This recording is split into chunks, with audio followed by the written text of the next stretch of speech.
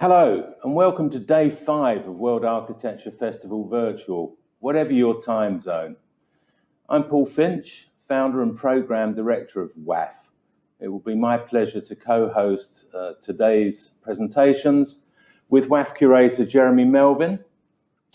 We've been working on the festival since its launch in 2008, and as you can imagine, we were determined, along with the rest of the WAF team, to keep the architecture flag flying this year, despite the appalling COVID-19. This online event has included contributions from more than 100 speakers and panelists from across the globe, viewed by a registered audience of almost 6,500, latest figures. A word about the technology platform. For the best viewing experience, press the Watch Live tab at the top of your screen to view the sessions.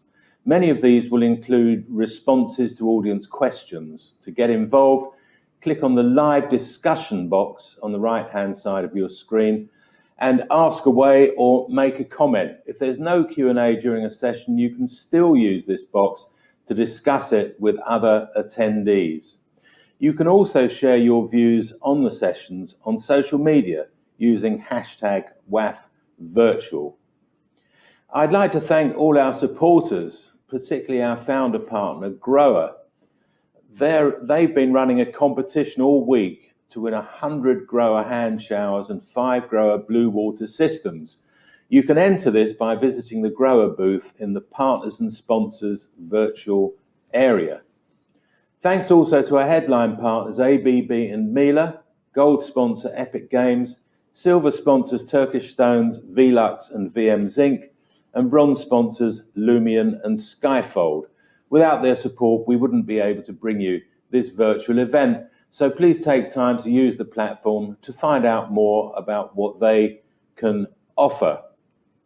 If you have any questions about how to use the platform, there's a Need Help, Chat to Us tab at the top of the screen. The WAF team is on standby, ready to help. All sessions will be available on demand, so if you miss anything, and if you've missed anything throughout the week, you can view it the following day by going to the Agenda tab on your screen. All sessions will be available to view until the end of February 2021.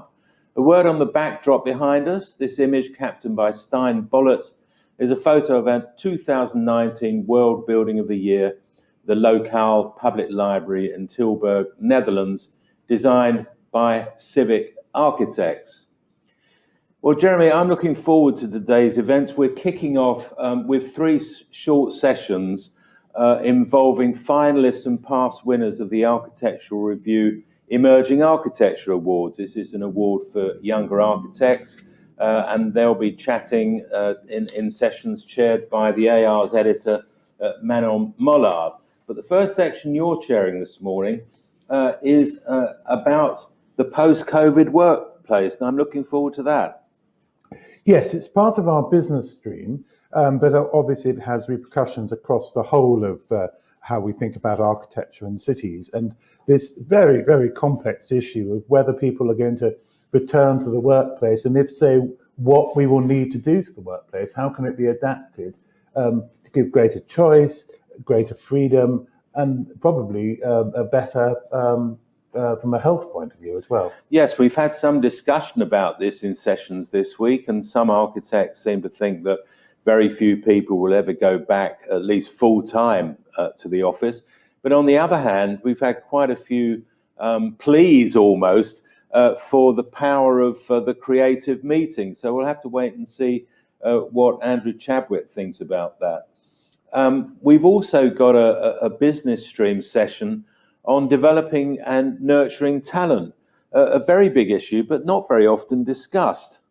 Yes, and I think any successful practice knows that it has to have the best people coming in. And that doesn't mean the greatest star designers. It means people who can work in a team and bring different skills and different insights and different perceptions. So I'd be very interested to see how that works, because you've got leaders of 3 very significant practices, 3 times Nielsen, Kane Pedersen Fox, and Roger Sturck Harbour. We have, of course, our WAF Around the World. It's been a feature of this week where architects from different cities give us their perspective on what's happening and how the virus has affected their way of life.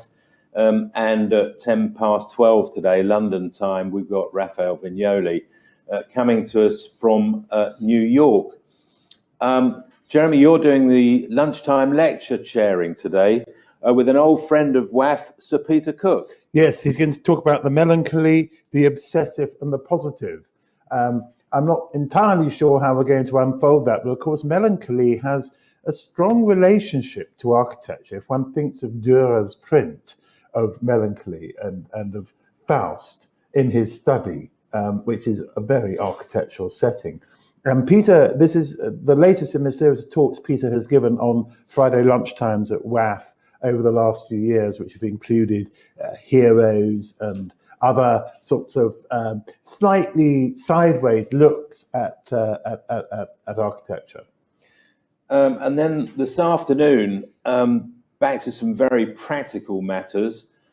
We've got a session on what hotel designers and operators have been doing to cope with the pandemic. And of course, they've been approaching that in a spirit of creative possibility rather than merely a defensive way.